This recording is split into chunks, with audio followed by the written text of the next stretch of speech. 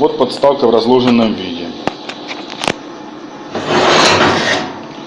Идея такая, что эта подставка на завесах может изменяться. То есть вот в таком разложенном на все это равномерно на все стороны, она трехгранная, ну 3 точки опоры, и получается она жестко стоит.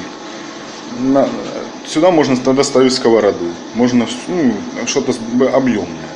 А если вот так вот сложить, то сюда можно поставить котелок.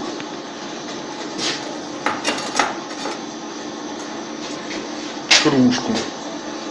Ну, что-то маленькое. Меня зовут Сергей Ярош.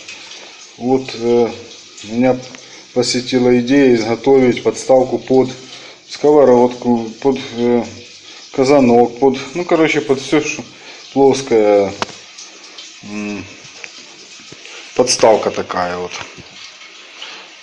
Как-то набрел на такие печки-щепоточницы. Они используются для нагревания воды в небольших объемах. Что-то пожарить, небольшая сковородка используется. На открытом огне, на природе, допустим. Типа позиционируется, что там зола не нарушает, огонь не нарушает, траву.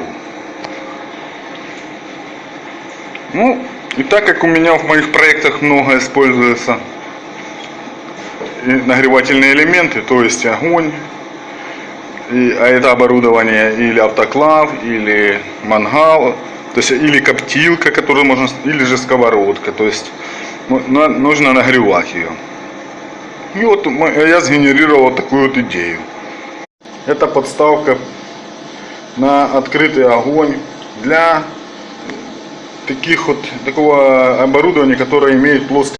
Вот подставка складная для открытого огня, для плоского оборудования в разложенном виде. В этом разложенном виде 3 ноги раскладываются равномерно по окружности. Вот так можно что-то ставить больших размеров. Вот здесь вот будет огонь. А вот так вот можно поставить маленькую кружку, котелок можно поставить, маленькую сковородку. То есть что-то уже маленькое.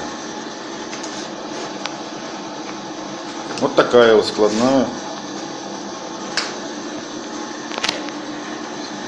Ну, это я сделал с единицы. Где-то вот это вот 120. Высота, ну не знаю, где-то 200. Не знаю, можно и меньше сделать, можно и больше сделать. Но я пока такую сделаю. Испытаю. Может что-то переделать придется.